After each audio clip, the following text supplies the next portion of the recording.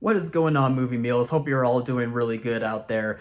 This is going to be a quick review for The Woman in the Window from Netflix. But before I get into that, just want to give a quick shout out to our Patreon members. Thank you guys, Steve, Kimberly, and Karen, as always, for being a Patreon member for this channel. And if anyone else wants to be a Patreon member too, we have our link down below for our Patreon page. And we also have a merch page in the link down below also. And hopefully we can start announcing some new merch stuff for the summer that we are very excited to be showing to you guys here soon. So The Woman in the Window is about a woman who keeps herself far away from people. She keeps herself trapped in her apartment, and she's also a germaphobe, so she especially makes sure to stay away from people as much as possible. And I believe this is also based on a book, if I recall correctly. Yeah, it's from the same author who also did The Girl on the Train. I don't know if anyone remembers that movie with Emily Blunt, but it's also from a book, and it's also that same author. So anyway, so she keeps herself trapped in her house, and then one day across the street, she witnesses a murder. But when she reports on the murder, the people try to convince her that there was no murder, that nothing of that sort happened, and it's a mystery movie that she needs to figure out, like, if this actually happened, and if it did happen, then who was behind the murder. And, you know, it has a really great cast. I mean, Amy Adams is at the front and center in this movie, but there's also Julianne Moore, there's also Gary Oldman, Brian Tyree Henry, Wyatt Russell, who was just the new Captain America for a brief minute there. He's also in this movie. Anthony Mackie also has a role in this movie as well, which I did not know about after seeing the trailer. I guess I missed it or something, but it has a really good cast, and it's from the director who did Darkest Hours, so it should be good. It should be good, but honestly, this movie to me just seemed like a mess. I think I only got through this movie because I like Amy Adams so much, and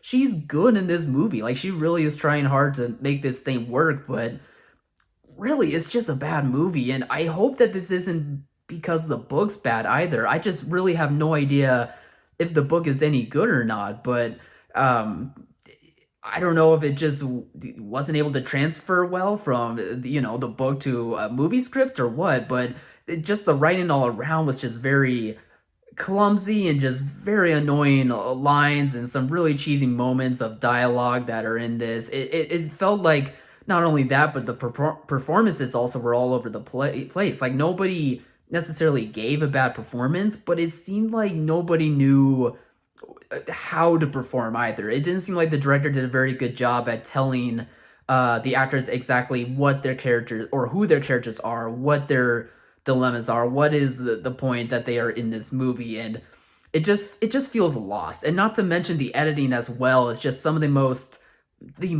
annoying editing that I've seen in a long while. Like, every single scene, how it starts is Amy Adams's character waking up gasping for whatever reason. Sometimes it makes sense, and sometimes it just doesn't. Like, there's almost a stretch where a couple of scenes in a row it opened up the same way, and you know, there was some clever stuff with the editing, I suppose, when it came to doing a flashback or two, but really it just becomes obnoxious. Like, it just isn't smart with how it's edited, and overall this movie was just a very big disappointment. Like, you just hope with that director and with, you know, this cast that they have, that something really good could be done. And I've been kind of on a mystery movie binge myself, so I was really hoping that this one could be good too, but it just really falls flat. I mean, I would just say go watch Rear Window. It pretty much is Rear Window, but it's just like a way worse version of it to me. So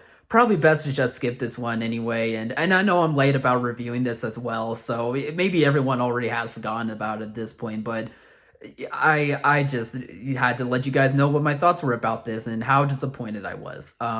But what did you guys have any different thoughts or the same thoughts? We'd love to hear them, so comment below and let us know. And, you know, be sure to like, subscribe, and share this video and our past videos and our channel. And as always, thanks for watching, Alex's mom, and we'll see you later, guys.